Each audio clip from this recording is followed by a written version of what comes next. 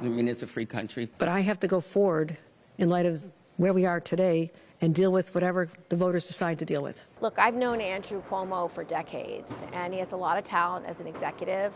He's been a very strong governor and done very good things for New York. Andrew Cuomo has come a long way since August of 2021, when then-President Joe Biden was calling for him to resign. The Democrat-led state assembly was poised to impeach the governor, with the state Senate ready to hold the impeachment trial.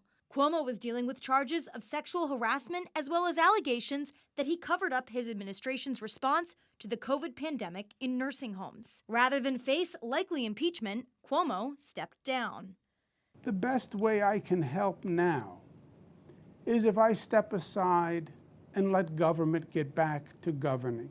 After Cuomo handed in his resignation papers, Assembly Speaker Carl Heastie said in a statement, quote, "This evidence, we believe, could likely have resulted in articles of impeachment had he not resigned. If Cuomo was impeached and convicted, he would have been banned for life from statewide office." Now, 4 years later, he's riding a wave of political comeback in the race for mayor. His critics are still there, but many of them are more muted.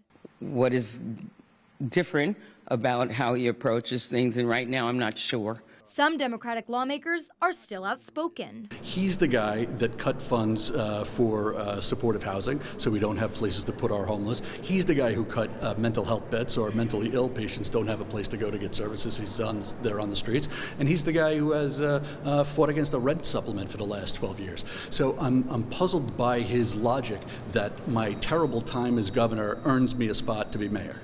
Cuomo has harmed women by sexually assaulting them, and now he's suing them for defamation. Hochul slammed Cuomo for his documented repulsive and unlawful behavior toward women in 2021, implementing new workplace harassment protections in state government. But recently, she says, don't ask her about her former boss. I'm not getting involved as much as you desperately want me to. I'm not talking about the mayor's race. Victims advocate Erica Vladimir says Hochul should pick a side. I'd like to see elected officials like the governor really show some what we call institutional courage. Republican leaders argue Democrats are still afraid of Cuomo. He had a reputation of being a hard-fisted type guy, and it was his way or the highway. He blames Cuomo for COVID-era economic regulations he argues crippled New York, as well as other controversial policies he signed into law, bail reform and congestion pricing. Don't forget, he was the one that, you couldn't buy a beer without having to get food at restaurants and closed golf courses. You couldn't dance at weddings. I don't understand why any New Yorker would want to vote for Andrew Cuomo. It occurs to me if anybody needs to be bullied or lied to, they can call a member of their family. Cuomo, who is denying the charges of his critics, is leading a current field of 9 Democrats seeking the top job at City Hall. Bernadette Hogan, New York 1. Thank you for watching our YouTube channel. Let Spectrum News be your resource for balanced, in-depth political coverage, and click the subscribe button right here. You can also download our app or watch us on TV to learn more about the candidates, where they stand on the issues, and more. We'll see you then.